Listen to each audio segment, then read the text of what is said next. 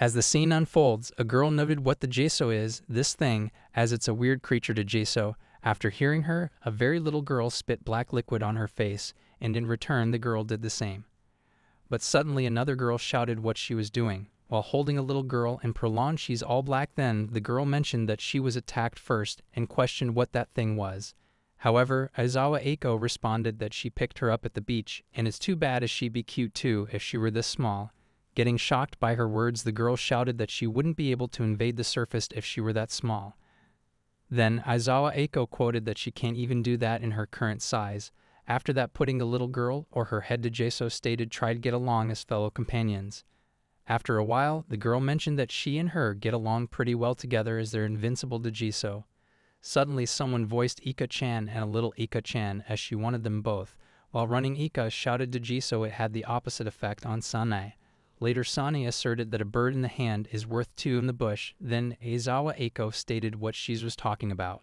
Lately, someone noted that trash over here and there as the bottom of sea is filled with trash, and all of it is coming from the surface, products of humanity, and the ones that throw them up is also humanity. So it dangerously mentioned that it's unforgivable humans as it will invade that rotten surface Jeso. On the other hand, Aizawa Eiko stated 2 servings of draft beer coming right up. Then a man quoted that she got a lot of customers because the weather is good today, is a bit hard, and Aizawa Eiko responded that it is busy but now is the time to earn some money so she can't complain much, and having a lot of customers means. Unexpectedly, Ika asserted that beach house, let her use it as a base for invading humanity Jeso. Seeing their cared face, she prolonged that too scared to speak, but don't worry. It's not like she'll kill all of them Jeso, and at worst, she'll just made them her servants. Hearing her, Aizawa Eiko contemplated that she had no idea where to comment on her, then told her to stop right there. Eventually, Aizawa Eiko questioned what's wrong with her as she has no idea what she's planning to do, and can have her bothering the shop, and Ika shouted that it's not like she's playing around Jeso. Then Aizawa Eiko asked about that cosplay she do and what the hell is that. Moreover, Ika quoted by the way she hasn't introduced herself, as she's a messenger from the sea Ika Museum Jeso. Hearing her, Aizawa Eiko contemplated let's just get along with her for now and asked why she come to their shop. Then Ika responded because it's the closest one from the sea as she'll make this her base and proceed with invading humanity. After that, Aizawa Eiko questioned why she do want to invade humanity. Then Ika explained that those despicable humans have forgotten the grace of sea, and made weapons for their selfish desire, defiling the sea. So for them inhabitants of the sea, humanity has only done them great damage without a single benefit. That's why she will punish humanity in order to protect the sea. However, Aizawa Eiko stated that she understands perfectly that she's serious, but does that mean she's trying to rule over 64 million humans by herself? Hearing her, Ika's mouth opened wide in shock. Seeing her, Aizawa Eiko questioning how many people did she think there were. Then Ika responded that she thought it would be around 1,000 or so. Eventually, Aizawa Eiko pondered that Ika thought she could handle it somehow if it's around 1,000, and quoted, "Is she understand that by making all humanity her enemy, that she'll be making JISF-I Japan's self-defense force and all the military around the world her enemy too?" Then asked if she could handle the whole American army by herself. Unexpectedly, Ika asked what is JISF, and Aizawa Eiko shouted that she's asking from that part, then asked if she knew guns and missiles. Then Ika shouted today's the first time she come to the surface, so there's no way she knew all that. Hearing her, Aizawa Eiko thought that in the first place, why does someone that has just come to the surface for the first time be able to speak Japanese? Suddenly, Ika started clapping. Seeing her, Aizawa Eiko asked what now, and she responded that a mosquito has been annoying. While turning her head, Aizawa Eiko noted that she can't even terminate a single mosquito, and telling her that she wants to invade humans. Hearing her, Ika angrily mentioned let's show her true power, and instantly killed a mosquito with her power, then stated how she could even do it if she put her mind to it. Seeing this, Aizawa Eiko contemplated in shock that don't suddenly use such killer moves just to kill a single mosquito. At first she thought Ika was just a strange girl, but her power is a real menace. Then she asserted that's a different matter and shouted how dare she wreck their shop wall. While closing her ears with her hand, Ika mentioned that it's going to be her anyway, so who cares, and Aizawa Eiko noted that it's not gonna be her. However, holding her hair strand, Aizawa questioned if she could move it by her own will, and Ika agreed while articulating that these 10 tentacles could capture targeted prey precisely, as it absolutely won't let the target escape. But it's common sense for a squid. Listening to her words, Aizawa Eiko contemplated that it's well over common sense for squids, as she'd say don't raise the standard by herself, but regardless about the ability that tentacles is then questioned if Eika said that she wants to make this her base, and she agreed then Aizawa approved that she could do it as from today it's her base. The next day, Eika cried out, why does she have to work hard like this then? Aizawa Eiko responded that's because she has to work hard to pay for the repair fee, so, while pointing her finger, she prolonged that the next is over there. In the middle of the preparation to open the shop, someone voiced Aiko-chan. Turning her head toward the voice, Eiko asked her big sister what's up. Then Aizawa Chizuru questioned if that kid is the new part-time here so she could introduce her, and Eiko agreed as she mentioned it. But Aika is a bit strange though, then told her to introduce herself. But she introduced herself while crying that she's Aika. Then unexpectedly Eika sneezed and made Chizuru all black. Seeing her, Aiko shouted what kind of thing did she just blurt out. Moreover, Aika questioned why she was so frustrated like that as she blurted out squid ink. But Eiko shouted thought that she were vomiting blood, and even if she didn't vomit blood, vomiting ink is a huge problem in itself. Just then Chizuru noted calmly that it's squid ink. Seeing her, Aiko thought in shock what a slow reaction, then stated how should she put this as Eika is like this, looks like human but a strange one at that. And Chizuru mentioned happily that she is a bit squiddy looking though. Eventually, Aiko told her why Sony she take a shower first, and after Chizuru gone she wondered how could her big sister be so easygoing like that, or maybe she is unaffected just by sitting there. On the other hand, Aika contemplated that she might be tougher to deal with than the one over here. After that, Eiko thanked her as she cannot eat any squid ink spaghetti for a while. Then showing the ink, Aika asked if those humans eat something like that and Eiko agreed, mixed with spaghetti together as ingredients. Hearing her, Aika started shivering and asked if Aiko doesn't mean that she took, but Eiko noted who will eat her. But suddenly her sister came out of nowhere and questioned if it's only the ink. Then Aiko quoted Big Sister is back and thought that she has prepared something. But then Aiko questioned if she must be joking. Then Chizuru responded that when it was splattered over her, then she licked some of it, and the taste is good enough. Then asked if Eika-chan could splatter some, and Aika noted that if it's only squid ink then it's not a problem with it, and contemplated glad that she's not asking her to be the ingredient. Meanwhile, Aiko shouted they too have a little prudence, but seeing her spitting ink she pondered that the worst food in history is in the making. Just then Chizuru told Aiko-chan to try some too, but Eiko blurted out after seeing something like that how could she eat them. But unexpectedly Chizuru put spaghetti on her mouth while stating that just eat it. And after eating Eiko expressed that it's delicious but having to serve this to customers a bit. Then Chizuru exclaimed that nobody will guess that this was made by something that comes out from Eika-chan. Business opened. After tasting squid ink spaghetti a man voiced that it's delicious without other ingredients as he thought it would be missing many things. Then another man quoted even with only squid ink it is still completely delicious. Hearing them, Chizuru mentioned that it's super popular. Meanwhile, Eiko contemplated if they find out how that food was made then it's over for them. Lately, Chizuru requested Eika-chan for 4 more plates, but Aika responded that nothing is coming out anymore. And Chizuru asserted to do her best as it's just the last 4 plates. On the other hand, seeing her, Aika wondered why this person came here in the first place. In the next scene, Eiko requested her to take that whole case away, and Aika noted why so she had to do something like that as this place is supposed to be her base for conquering humanity, but every day she had to work hard. Suddenly, Aika got confused and quoted that maybe it's only her imagination but she senses a strange look. Seen here and there she quoted that it must have given up by now, but unexpectedly a boy held her hair and while running away Aika cried out that she must get away but suddenly exclaimed if she is imagining things or did it get heady. As soon as she turned her head and saw that 3 children were holding her hair, seeing them Aika shouted that they have multiple. Then a boy mentioned that this twirly thing is funny. Hearing this, Aika contemplated that it's not good as she's being looked down upon by the likes of kids, so in that case she'll just have to teach them how scary she was and immediately threw one of them away. Seeing this other children got excited and asked her to do it to them too. Then Aika thought if that can't make them go away then threw squid ink on them. But again a boy held her and she questioned if he's the first one that's been tailing her as not backing down even after being attacked by squid ink, he got some guts. Suddenly she got an idea and asked if he could lend her a hand because together with her they're going to rule humanity. Then the boy responded that he didn't quite get it but it sounds interesting. Big Sister, what he was supposed to do. Then Aika stopped him as he's her underling, so call her captain when he addresses her and use the proper honorifics. So right away, let's begin their first mission, and he shouted in agreement to the captain. However, Aika quoted first, let's occupy this place. But seeing him, Iko voiced Takeru has come, and how could he smell like squid ink? While pointing his finger on Aika, Takeru exclaimed that today he became captain's underling, and they're going to rule humanity. In panic, Aika cried out that they're just playing and pretending to rule humanity. But Takeru requested the captain to give himself some order. But unfortunately, other children came and shouted found her. Then Aika shouted to hurry up and help as there were more than before. Then Aiko stated that she did conquer properly. In the next scene, Aika noted, as always, the ocean looks beautiful.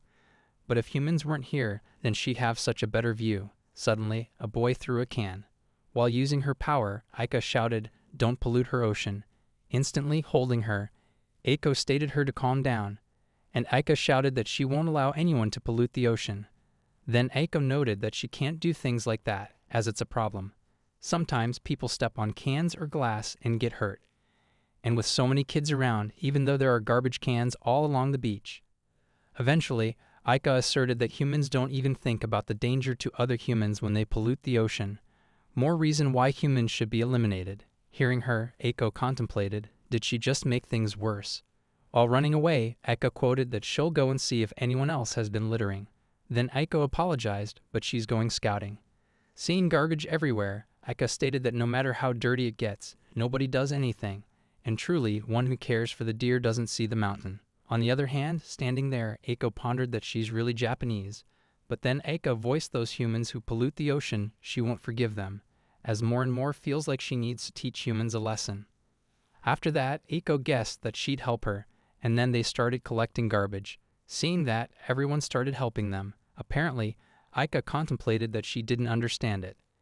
If everyone is helping out now, then why did they litter in the first place? And quoted that she'd arrived, these humans finally understand their situation for the first time. But Aiko blurted that they're being kind now to repay for the mess they made. So humans aren't so worthless. Suddenly, someone voiced, throw that away. Instead of picking up garbage, why don't you play with them?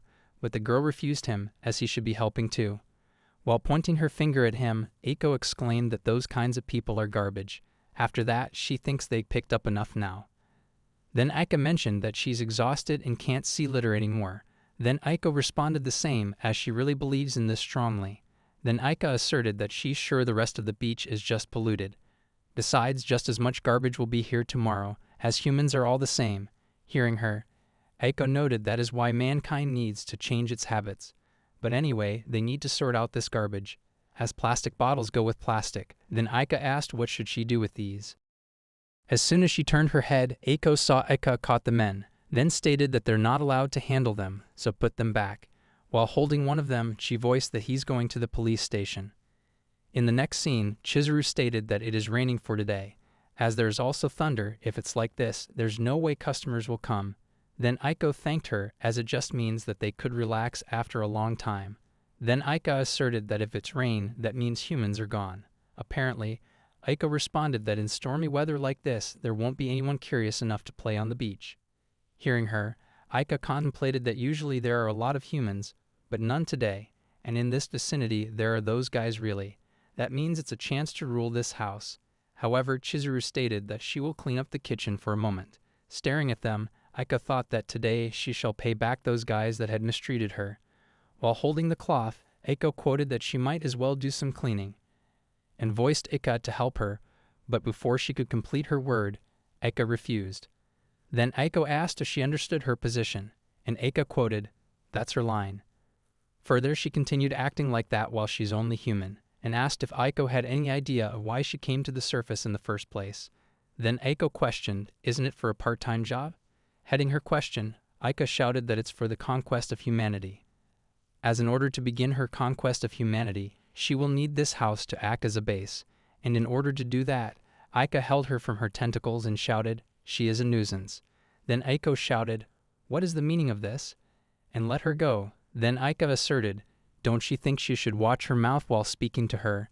And with just a little twist, something like her body could, but before she could complete her word. Takeru shouted what she was doing, as it was unfair doing something fun like that. Hearing his words, Eiko shouted, "Does he see panic movies as something like that?"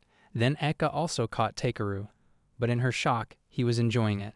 And Eka stated that even if she don't rush her, or will still put him in the same state. And then mentioned one more person. Hearing her, Eiko questioned if she going to lay a hand on her sister. And Aika responded, "Don't try to stop her, as she's serious today." But Eiko stated that she is saying that releasing them would be better for her own good. So Aika stated she could still say something like that in this state. Just then, Chizuru quoted, "What was going on?" And Aika asserted she had come, so just stay still and be captured as 3 of them could get along and just rot away. But cutting her tentacles, she saved her sister and brother. After that, Chizuru exclaimed that forgive her for cutting precious tentacles. So to tell her the truth, she don't want to do this. But if she dared to lay a hand on her family, then it won't end with just tentacle, so as long as she understands that's good. Then apologized properly to his 2 of them. While crying, Aika apologized to them. Seeing her state, Eiko assured her hesitantly, "That's fine," and contemplated that she looked pitiful. The next day, Eiko quoted, amazed that it already grew back, as she's really getting less and less human. And Aika responded, that's why telling her that she is a squid girl from the beginning. Then Eiko quoted that don't even think about a stupid thing like conquering humanity again. Then Aika asserted that she can't guarantee that. Suddenly, Chizuru asked if they were getting along. While giving each other a side hug, they both agreed.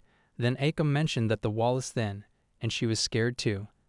Then Aika noted that she still lost some of her confidence. In the next scene, Aika exclaimed that some time has passed after coming ashore. As she was supposed to conquer half of the land by now, what was she doing here? Then Eiko quoted, "It's her fault for breaking the wall," and Aika shouted that the wall's already fixed. "How long do I have to work to cover the repair expenses?"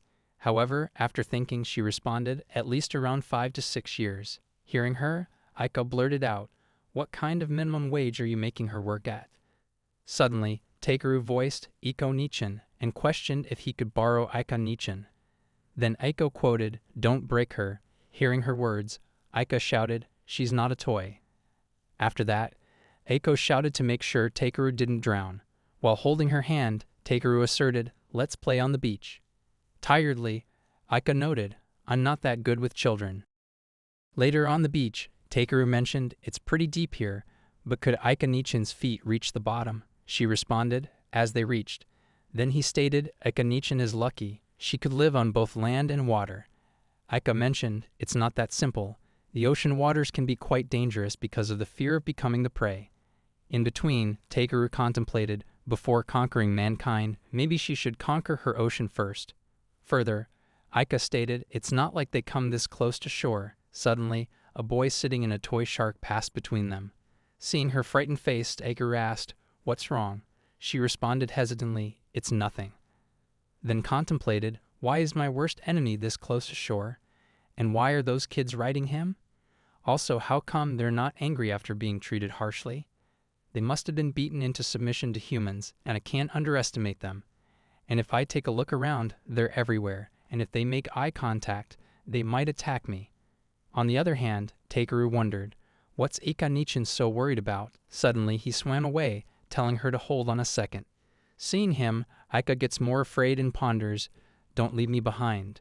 While staring at the sharks, Aika continues, "I want to go back to shore, but I can't move when they're around." Suddenly, she thinks, if they all had their faces above the water, isn't it safe underwater? So if I go underwater, then could swim past them. It's a nice idea, and once on shore, I'm safe. But just then, Takeru voiced Aika Nichin. He got another one. While running away, she shouted, "That's cheap. How could it come ashore?" Seeing her, he asked if she didn't want to ride one also. Lately, Aika shouted, "These are floats." But why didn't he say that in the beginning? Then Takeru apologized. Hearing their conversation, Eiko whispered to herself that an invader was getting chickened out by floats. In the next scene, it articulated that at one time, looking out for those swimming in the sea from a high place. At other times, stretching one's body to save human lives, a person that can truly be called the guardian of the sea. This man is also here to protect this sea from every kind of danger. That is his duty as a lifeguard and the purpose of his life. Suddenly, he saw Eika shouting, "She's not a toy." Immediately, he stood in front of her and stated the children to stand away. Then a boy noted, "What's with him?" And Aika asserted, for him to cover her shows good dedication. Hearing her, the man blurted out, I'm not covering her. What is that twirly thing? What was she trying to do to the children?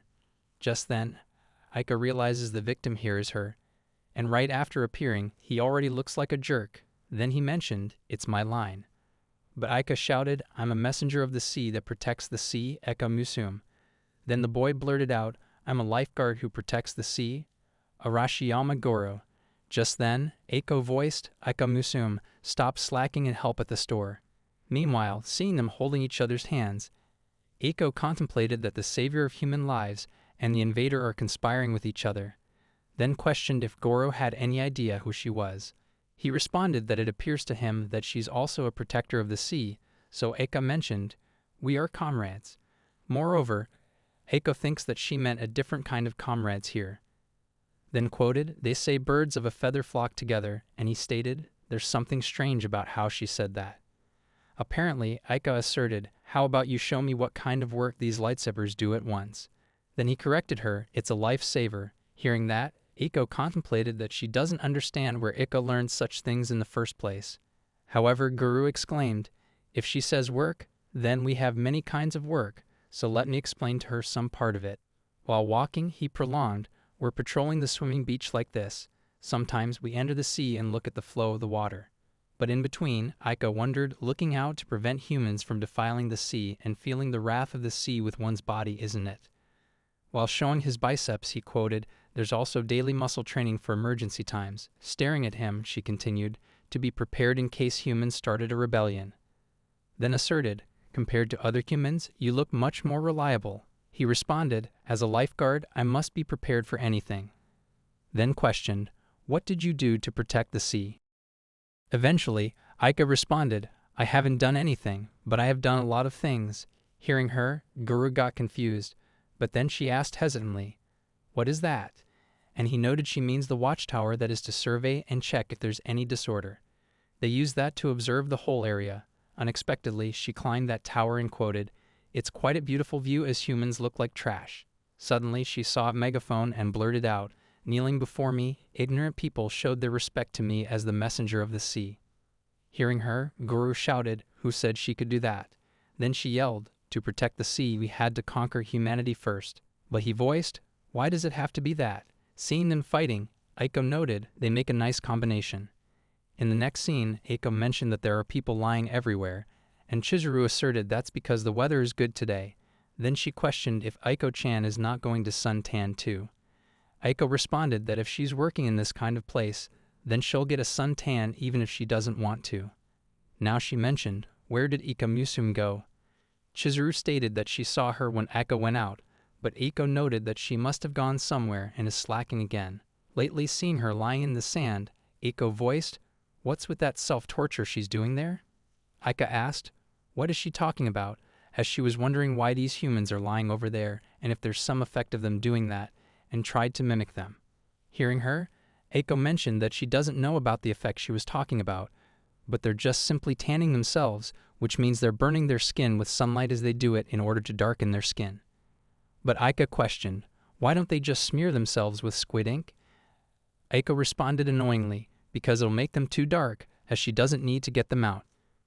Further, Aiko explained that an example of someone with a perfect tan would be someone like Goro, and Aiko quoted, she meant that lifesaver from the other day, so when they get sunburn, she'll become something like, and contemplated that those with perfect tan will be all muscular like that. However, Aika continued that with these tentacles and that kind of body, it will turn her into the perfect form and stated while walking away, let's do our best and get sunburnt.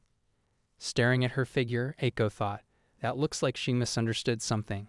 Lately, Aika mentioned, it's hot, and wondered if only lying down in a place like this will turn her body into something like that. Suddenly, she saw a girl applying something and asked, what's that? The girl responded that it's oil for tanning. Meanwhile, Chizuru stated that they have some, and Aika asserted that she'll borrow a little. After pouring all the oil on herself, Aika quoted, my body has been covered with oil, and with this, the condition is the same, but she had more parts covered than humans and expects the effect to appear faster. But now she can't stand this unpleasant feeling as she's burnt completely and is going to endure it. 1 hour later, Aiko asked if Ika Musum hadn't come back yet, Chizuru mentioned that she came back to borrow some oil some time ago and wondered if olive oil would do. Hearing her, Eiko voiced, among all things, don't give her the ones for cooking. Chizuru asserted that she hoped Aika didn't become a dry cuttlefish somewhere out there, and Eiko noted that it's not funny. Just then, Aika voiced that she finished burning and questioned, how is it? Did she burn well enough? Seeing her, Eiko contemplated what she meant by that, as there's something terribly wrong here. Is it revered between her skin and clothes? But Eika mentioned that it doesn't become muscular as she expected, so Eiko asked, what's her body made of anyway? In the next scene, seeing the puppy, Eiko mentioned, how cute, and asked what his name was again. Sane quoted that it's LX.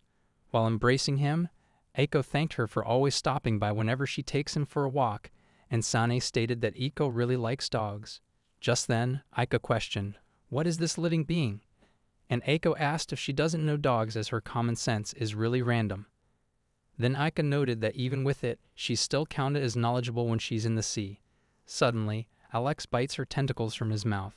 While holding him, Sane shouted, Alex, he can't do that, and immediately apologized to Eika.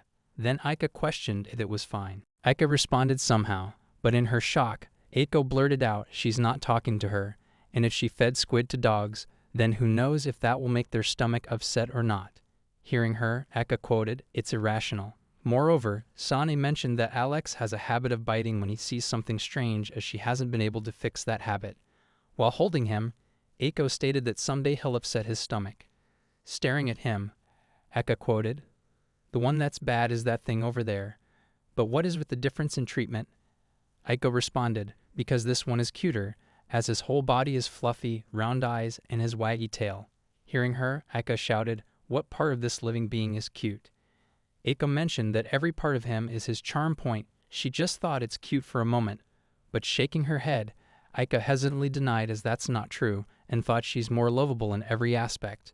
However, Eiko stated, look what the person that came to conquer humanity has just said.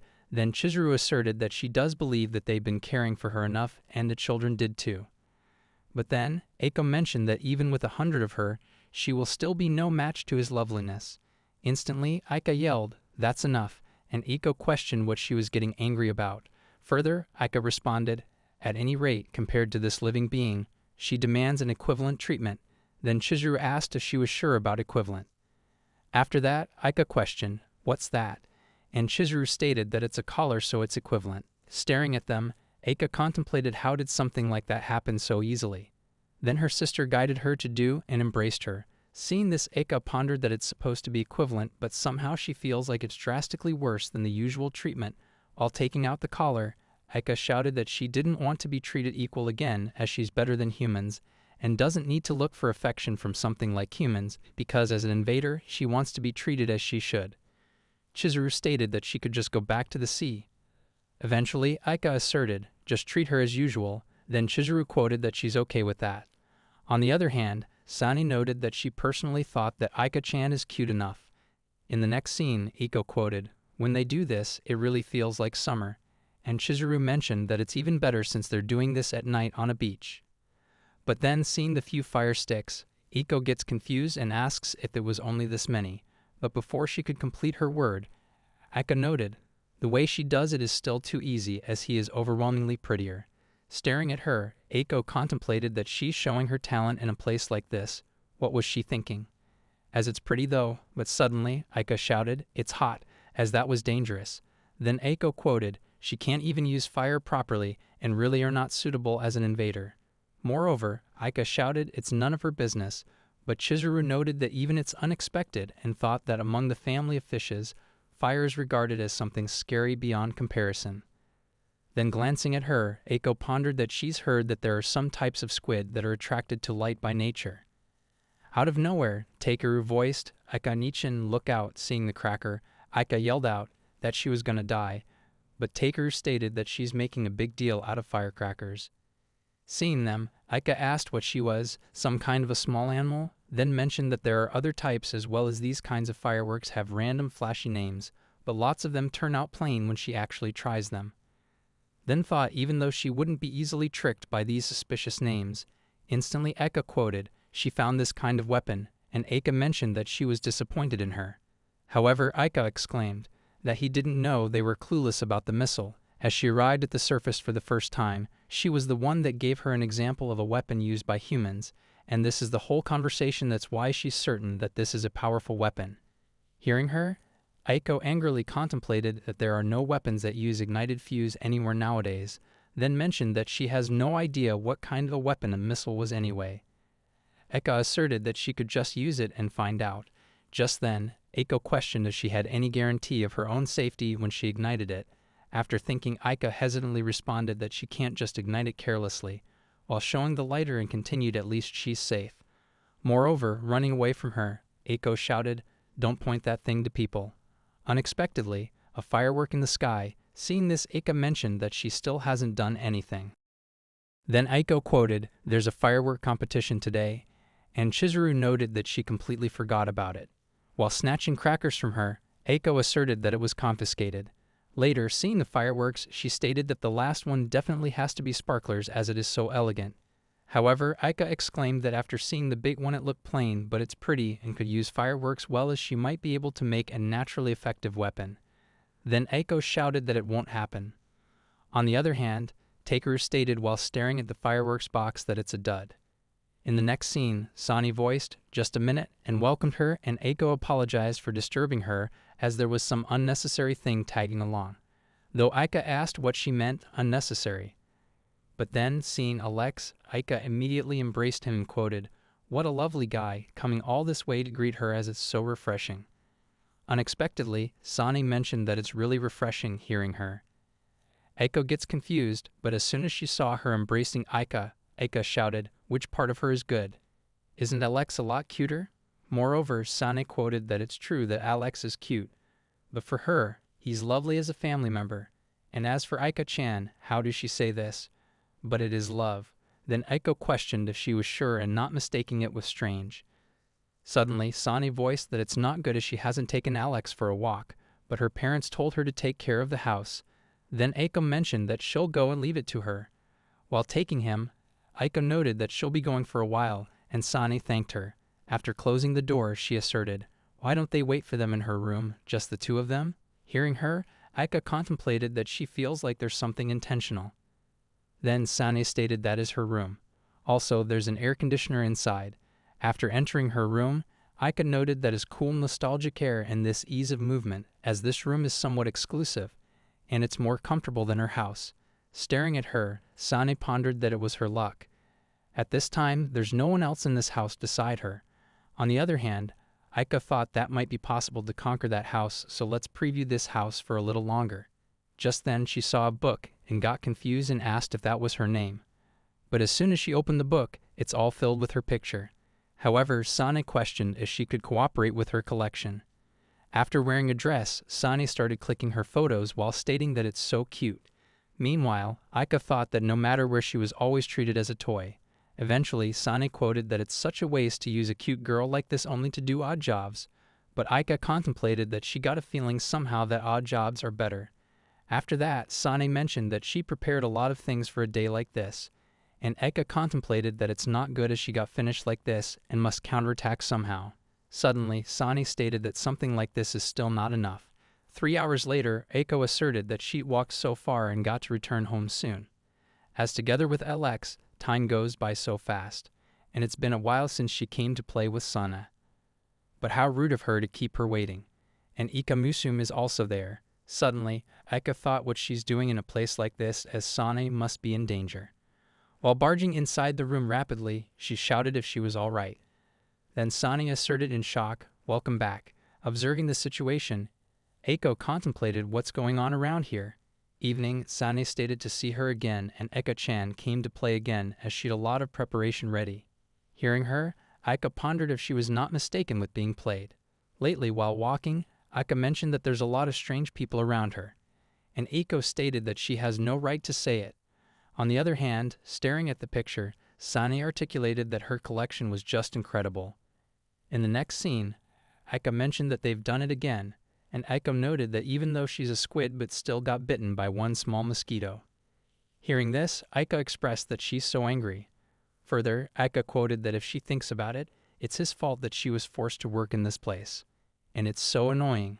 Then Aiko asserted that she's shifting responsibility after all this time. However, the mosquito again sat on her hand, and Eka shouted that she can't let it live any longer. Seeing her, Aiko told her to calm down, as if she did it in a place full of people like this, then it won't end with just a broken wall. While nodding her tentacles, Aiko stated if she's going to do it, then do it by hand, as she's prohibited from using tentacles. And Aika told her to stop tying it in knots. While walking away, Aiko asserted, "Stop getting so hot just because of one small mosquito." Seeing her knotted tentacles, Aika noted that she's so cruel, but as soon as she saw the mosquito, Aika quoted how it was supposed to defeat it with bare hands. Unexpectedly, Chizuru hit her and showed her hand while asserting that it landed on her shoulder. Then Aika requested her to teach her how to defeat mosquitoes. Then she stated how to defeat and whatnot. Isn't it just fine to hit it? Then Aika stated that she's troubled because she can't do that. Just then Chizuru questioned if she could lend her body for a while. Eventually, Aika asked what she was doing and if she did that, would she not get bitten? But Chizuru told her to try hitting that mosquito. But before she could hit, it flew away. Seeing her, Chizuru noted that she must not show animosity so plainly like that. So erase her killing intent, as she must do it without being noticed. For example, something like this. Watching her moves, Aika thinks that there's no connection between what she's doing with killing intent or anything. However, Aika stated that this kind of specialized thing, it's impossible for her, so at least teach her how to avoid being bitten. Later she noted that it's so smoky, and Chizuru stated that in exchange it offers complete protection from mosquitoes. While coughing, Aika mentioned that even if she says that, but this way she will lose out first. Apparently, Chizuru quoted that it's so troublesome and thought of something good, as she was bitten because of showing some, and if not, then she won't get bitten. Moreover, Aiko voiced Big Sister about the cooking, but instantly gets surprised after seeing Aika and asked what she was doing. Then she responded that it's an invincible barrier, and Aiko stated that she told her not to use tentacles. Then Aika noted since she used it for defense, then there's no problem, but Aiko asserted that it got infiltrated so easily. Just then Aika shouted that she won't let it bite her. Unexpectedly, she hit the table and got frightened. Then Aiko yelled out as she really wanted to work in their place that much. Immediately, Aika apologized. Eventually, out of nowhere, Chizuru exclaimed that there is a thing called repellent spray, and Aiko shouted why didn't she bring that out sooner. In the next scene, it was voiced that they are aliens and have to come to take the Earth. Then Aiko asserted that it's quite unexpected to see this kind of horror movie so early in the morning. And Chizuru stated that the movie is so nostalgic. However, Aiko mentioned that it really is an old movie, as their special makeup and CG are too obvious. Then Chizuru quoted that she can no longer tell which part is CG in movies nowadays. Moreover, Aiko noted that the theme of invasion by aliens can only be heard as a joke nowadays, and even kids won't be scared by this kind of thing anymore. Eventually, Chizuru voiced Iko-chan, just a sec. But on the other hand, Aika mentioned hesitantly that it's so fearsome, as if those kinds of things were to attack, then they would be able to win easily. Hearing her, Aiko questioned if she hasn't forgotten her own duty as invader. Then Aika mentioned that if they're this strong, then conquering humanity would be a piece of cake, and Aiko noted that in the end the winner is humanity. Suddenly, Aika shouted how cruel they were, giving spoilers like that, and Aika asked if she was watching it seriously. Then Aika stated that even while having that kind of power, still not being able to conquer humanity is what she was supposed to do. Then Aiko told her to just go back to the sea. After all, it is a make-up story. No matter what happens, they will be saved. That's the pattern here. Even with meteor falling or the coming of Ice Age, humanity will be saved, but with a lot of sacrifice though. Hearing her, Aika contemplated what a strong life force and exclaimed if those kinds of things were to happen in reality, then humanity would be done. And Aiko agreed. Then Aika quoted that means she could actually conquer humanity. Listening to her words, Aiko asked how did it come to that because a character like her. It's impossible to make a horror movie, and if she's going to appear it can only be a family anime. Apparently, Aika shouted that it's not even a movie, as imagination of something like humans can't bring out her true potential at all, and it will be easy if she makes the scripts, for example. Further, she explained that the years of 2000 a peaceful swimming beach was attacked by invader from the sea. In front of her power, no matter what they did, the human died on by one, and she first attacked a beach house in order to secure her base, as it was just an instant. And after having abstained the base, she conquered. But then Aiko shouted what about the process, and Aika responded that a lot of things happen. Hearing her, Eiko yelled out what she meant: a lot of things, and don't think of anything, because on the top of skipping the fun part of a tale, and the most important part of it, that those who can't even write synopsis properly can't conquer humanity. Eventually, Chizuru told her how she tried to think about it from a more realistic view, suddenly remembering that she could only think of the worst possible outcome, and quoted that the way to realistically continue with the invasion. Hearing her, Eiko pondered that she really came to invade the surface without any plans. On the other hand, Aika thought that she got the perfect scenario, and while running away she mentioned that it's bad if the genre is taken as this is academy-level stuff. The next day, Aika exclaimed that, to tell the truth, as she'd been hiding this until now and having this strange disease and could live only for 1 more year, so at least before die, could she give her this house? But Eiko refused. Then Aika thought that it would go well if she could get sympathy from cold-blooded humans, and Eiko questioned how she was supposed to show sympathy to someone covered in squid inks. Then Aika stated that reality is stranger than fiction, and Eiko quoted that it's always like that. In the next scene, it articulated that today lifesaver Arashiyama Goro is on patrol. Today, suddenly, a girl excused herself and told him, "It looks like there's someone drowning over there." Rapidly moving toward the person, Goro shouted, "Just hold on, I'm coming to save her," and Aika shouted that she's drowning. After that, Goro quoted, "I never thought that the messenger of the sea could drown." Then Aika asserted that her tentacles got cramped. Hearing her, Goro mentioned, "She's a mystery as always. But wait a sec, if she comes from the sea, wouldn't it be alright even if she drowned?"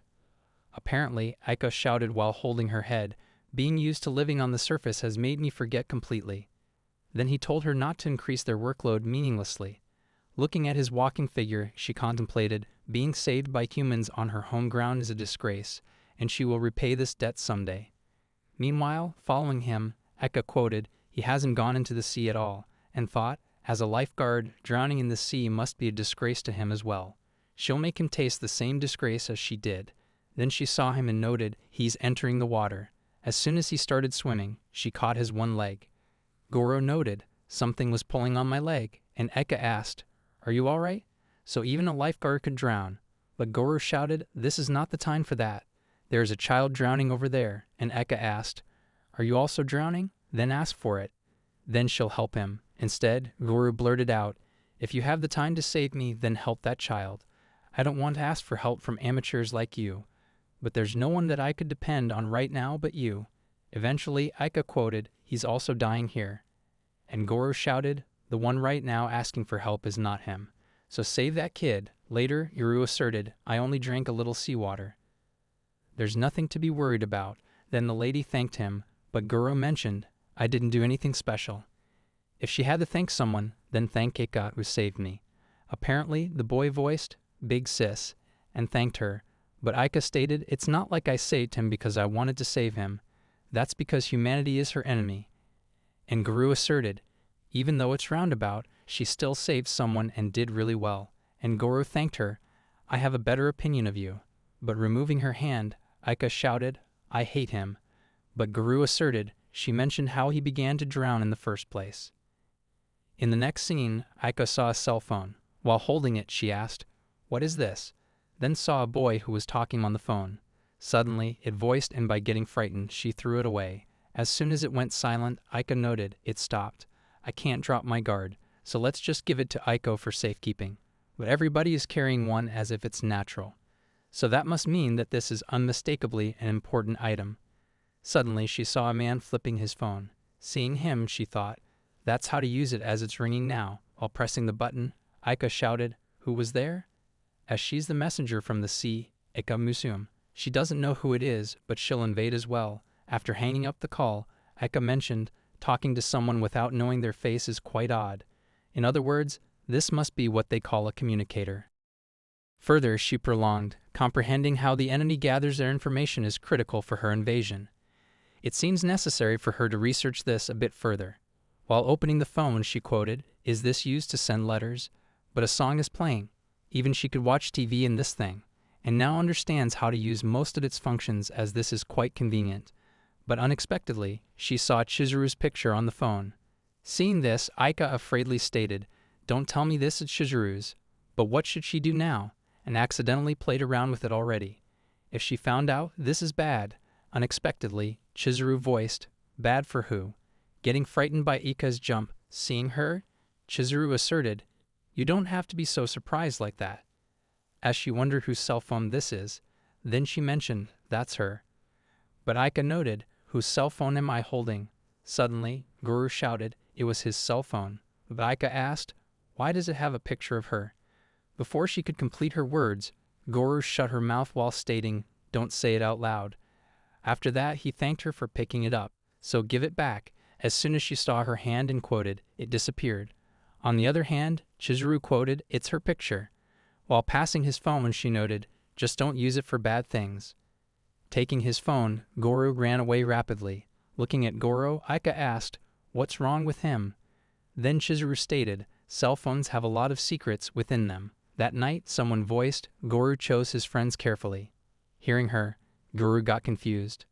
In the next scene, someone voiced, Yoshio-kun, congratulations for your 7th birthday. And as soon as he blew the candle, everyone started clapping. On the other hand, Ika noted, this is the first time I have seen these menus as they look delicious. Then Eiko mentioned, those are special menus. And Chizuru asserted, it's a special service as they sell cakes to people on their birthday. Further, she explained, on the surface they celebrate like this once a year on the day they were born. Then Ika quoted, my birthday is also today, so why don't they celebrate me too? And Eiko shouted, just now, she decided that today is her birthday. However, Ika shouted, it's not a problem as she wanted to do that too. Hearing this, Eiko contemplated, she's getting more and more shameless by the day. Then stated, even if today is her birthday, rather than celebrating an invader's birthday, it's better to neglect it. But then Chizuru stated, that's not a bad idea, as it's alright, so let's have Ika Musume-chan's birthday party. After all, she has done a lot of hard work, so it would only be fair to get a reward. At night, seeing Sane and Goro, Eiko noted, they were called too. Then Chizuru mentioned, I'm the one who called them. After all, Goro quoted, it's a favor from none other than Chizuru-san, and Sane noted she was thinking to give Ika-chan a new costume as a present. Hearing her, Eiko contemplated, what a self-serving present. On the other hand, Ika questioned, what is this? As soon as it popped, Eiko shouted, what were you thinking doing by yourself? So accept this gratefully. It's not every day she'll find a celebration for an invader like this. Then Ika stated, it's also proof of the beginning of her command over humanity. And Sane and Goro quoted, whatever it is, she should celebrate happy things. After that, Ika stated, it feels like something has just been accomplished. And Eiko quoted, she hasn't done anything though. Then Chizuru voiced, here's the cake. So Ika noted, let's eat it now. But Eiko told her to wait just a second as she should start with blowing out the candles according to her age. So how old are you? Then Ika responded, I don't know. I've never celebrated my birthday before. Hearing her, Eiko mentioned, judging from how stupid she was, it's about this much. But Ika stated, I have been alive longer than that, so 10 and 20 candles are not enough. While putting all the candles on the cake, Eiko asked, how old are you? Then Ika stated, I'll start blowing them out, and started blowing candles but got tired, while quoting, my head is spinning. Then Sani asserted, it must be lack of oxygen. However, Eiko shouted, that's because of your stubbornness, putting as many candles as she wants. But this time, in the place of blowing, Ika spit ink on the cake. Seeing this, Ika contemplated in shock. It got a new frosting this time, and Ika stated, it's garnished with my ink. Hearing her, Eiko asked her to say that after she ate it. In the next scene, Takeru voiced sister and asked what they think of this. Looking at his hat, Chizuru noted that it's great, as to the point where he could no longer tell that it is made very well. Eiko asserted that maybe it's just so simple that kids can make it. Then Takeru stated that he made it for his handicraft homework. Eiko quoted, is it okay making that? But she's excited to see what kind of reaction Ika Musume will have after seeing this. Then Takeru mimic, stop copying her Jaiso, maybe she'll be angry like that. But seeing him, Ika instantly embraced him and exclaimed that she never thought she would meet a comrade at a place like this. So he must have come to invade the surface too, and he denied. Staring at them, Eiko mentioned that maybe she doesn't realize that it's Takeru, and Chizuru quoted that it seems she thinks it's one of her friends. Further, she prolonged that it's enough for Ika-chan to recognize one of her friends as long as they look like a squid. Then Eiko quoted, to be blunt, The only part that identifies her as a squid is her head, though. On the other hand, Takeru is about to tell her, but Chizuru stops him by stating, "Just wait a second," and whispers that it's a good chance to learn Ika-Muzum-chan's way of life, then requests him to act for a while. Later, Ika quoted, "Let's introduce ourselves," and asked his name. Then he introduced himself as Takezo and asked about her. After that, she introduced herself as Ika-Muzum. However, Ika stated, "Let me tell him the invasion plan from this point." Seeing her, Takeru contemplated that looks like Ika-Nichan is having more fun than usual and coming to the surface alone and staying along after that too. Meeting her friends for the first time on the surface must make her really happy, so he will do his best to act. Moreover, Ika quoted that it's that kind of plan, what he thinks, getting confused by her sudden question, but Takeru responded that it's fine, and she asserted, "That's decided, let's carry it out right away because as long as there are two of them, that house is a piece of cake." Hearing her, Takeru contemplated that she didn't always fail because of simple plans like that. Just then, she questioned where his tentacles were. Then he told her to wait just a moment. After that, Chizuru mentioned that she could only make it like this at best. Eventually, running toward her, Takeru voiced, "He's back." But again she asked if he could spout ink, and again he went back, then came back and spit black coffee from his mouth. After that, Ika stated that he really had comrades. Hearing her, he contemplated, "Okay, like this." But unexpectedly, his hat flew away and landed in front of her. Takeru contemplated that his hat just got blown away by a gust of wind. Now she found out that it was only made up. Holding it, Ika quoted, "Why is this?" After she finally meets a comrade, why does he have to suddenly die? But at least sleep peacefully in her homeland. Staring at her, Takeru pondered his homework while drifting away. Later, Chizuru asked if he learned something, and he responded that it seems that when the hat is removed, they will die, and wondered while looking at sad Ika what will happen now if he keeps on acting as a squid. In the next scene, Sani voiced, "Ika-chan, this is for her." Then Ika asked, does that mean she won't take a picture of her anymore? But Sani refused as she's going to continue taking her picture with her new camera. And since she got a new camera, she was thinking of giving her old one. Then Ika mentioned that she doesn't know what to use this for, but instantly thought that there is a use for it, as she'll take embarrassing pictures of Eiko and Chizuru and use it as material to blackmail them. On the other hand, Eiko questioned if it's okay to give a camera to her. Then Sani assured that it's fine as it was her reward for her hard work. Meanwhile, walking on the street, Ika stated, "Is this the button to take the picture with?" And this button is for browsing through the pictures, as she doesn't really understand any other functions aside from those, but thinks it's enough just understanding that. Further, she continued to try to take a picture of something as the first one should be of her beloved homeland.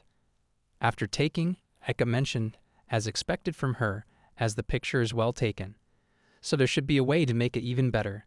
Let's look for that best spot. A few hours later, Ika stated that she has taken so many. It is a good picture, but nothing can beat its beauty when seen with naked eyes.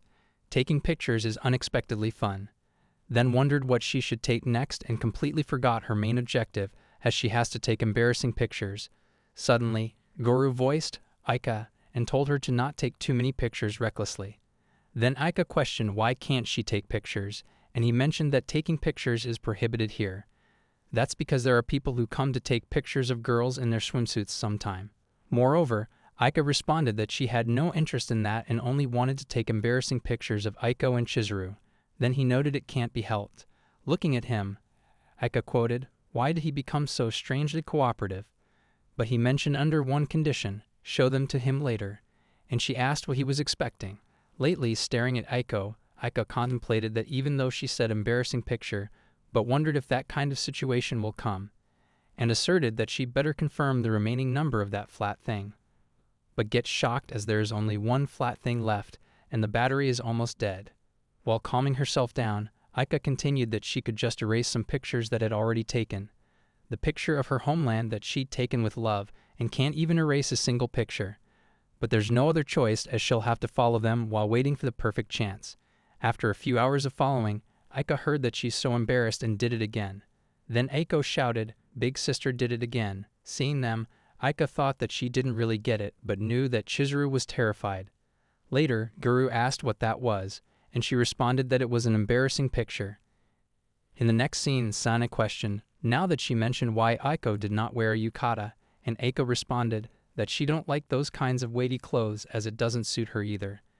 Then Sani stated that she wanted to make Ika-chan wear yukata as well. Seeing her nowhere, Sani mentioned that Aika-chan is gone and was beside her just a moment ago. Then Aiko quoted, "Don't tell her that she's lost." However, Sani noted that if they don't hurry and find her, then Aiko asserted that there's so many people and it's not like that they will find her easily. On the other hand, Aika voiced, "Where did they all go?" Seeing her tentacles, Aiko contemplated finding her, and that so easily too, then quoted, "What convenient tentacles she have," and Sani mentioned that she's glad they're so convenient.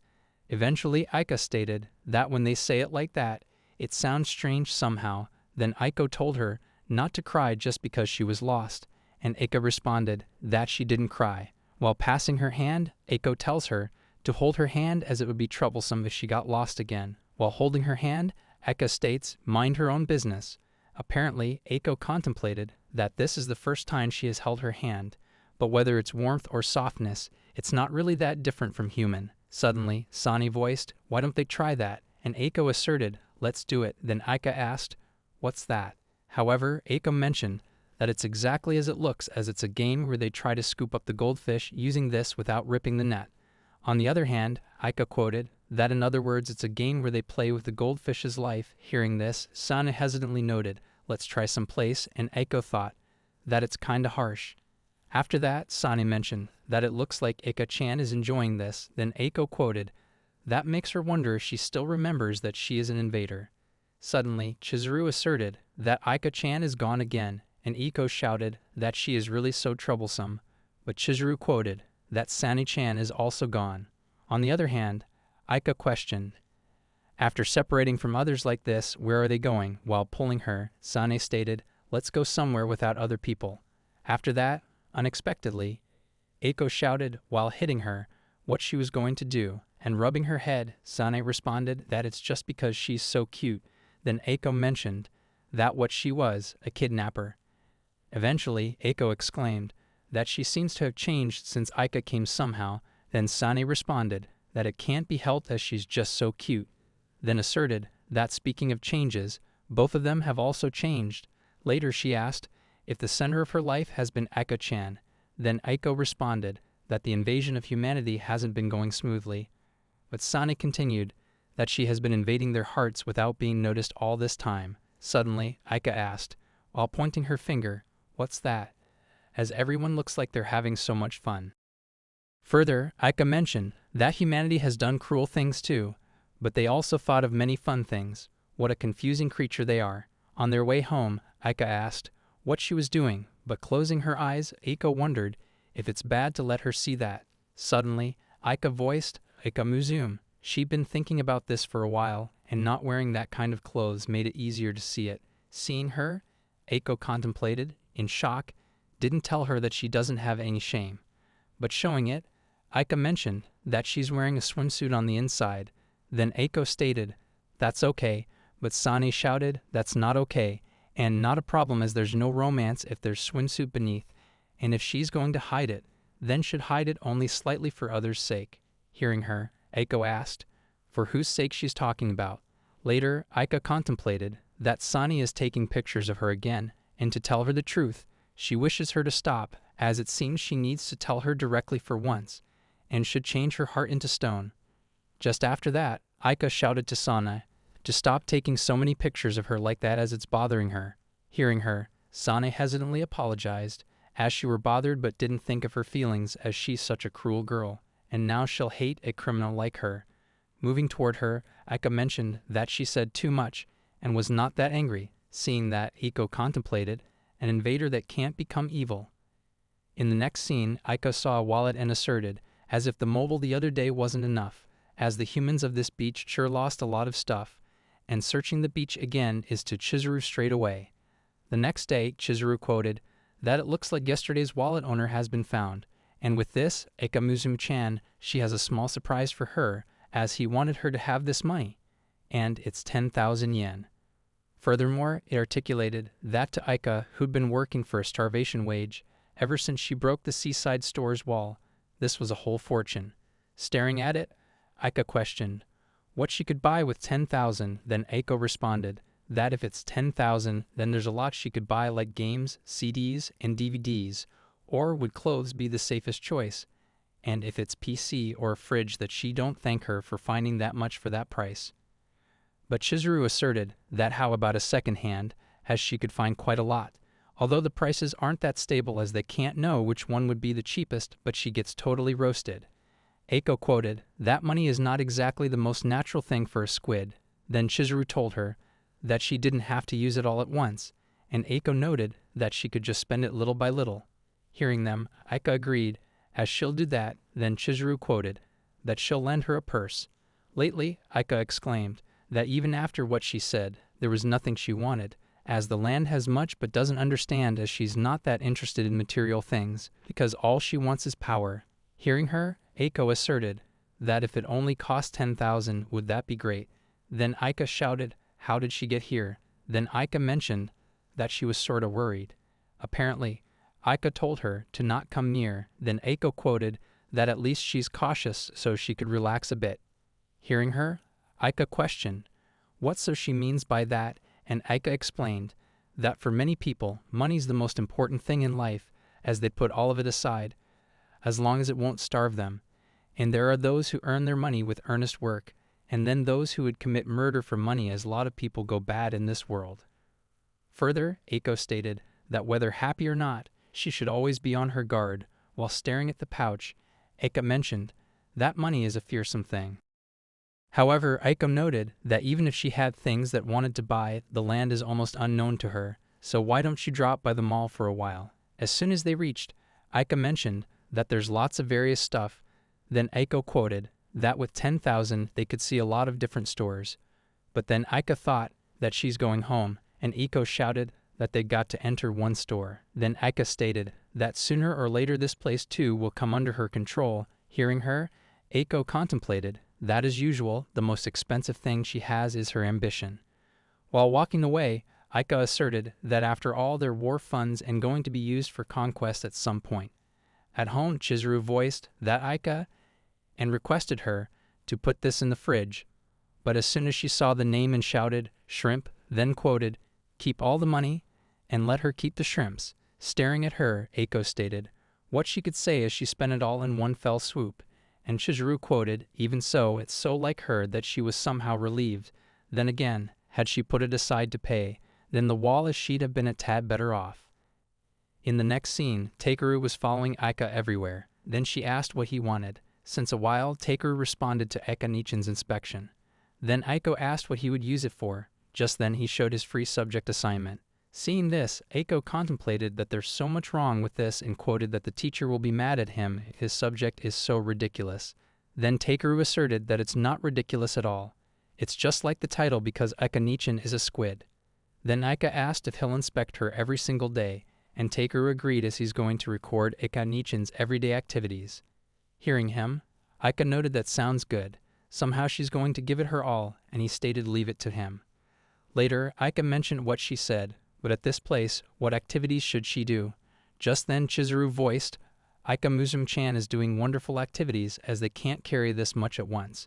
Then Aika responded that she's not doing this for their sake. After that, Aika called Takeru and questioned if he was really going to keep at it. Then he mentioned that it's barely been one day as they've just only begun. Eventually, while doing works, Aika mentioned that she cut her own tentacles. Observing it, Takeru quoted that she even dropped it inside the soup. On the other hand, Aika cried out that she's a total mess. However, Aika contemplated because she's being washed and became nervous. Work, she's causing much more accidents than usual, and if this goes in Squid will be written down as useless, and for that reason she'll show no more of her nervous side as a conqueress, she'll only display her absolute hardest of work. After working, Aika continued that how's that Takeru as when it's time to world she always gives to her all as the conqueress's hard-working body. Seeing her, Chizuru questioned hasn't she become very skilled lately. Then Aika responded after all she's quite capable. 1 week later, Takeru voiced that he finished. Then Aiko asserted that he finished his assignment, and Takeru agreed as he observed closely and patiently. Glancing at the paper, Aiko quoted, "What perseverance?" And Chizuru quoted, "Despite being small, all this hard work." Later, Aika contemplated Takeru and noticed her hard work and really inspected her as well. Then she asked if he won't show it to her. As soon as she saw an inspection, Aika asked him, "What is this?" Then Takeru responded that he changed the subject midway because somehow seeing all their hard work made him want to support them. While walking away, Aika cried out that she also worked hard this last week, but Takeru noted that Aika said that she hated the inspection. Sitting alone, Aika exclaimed that how did it outperform her? Don't get too conceited.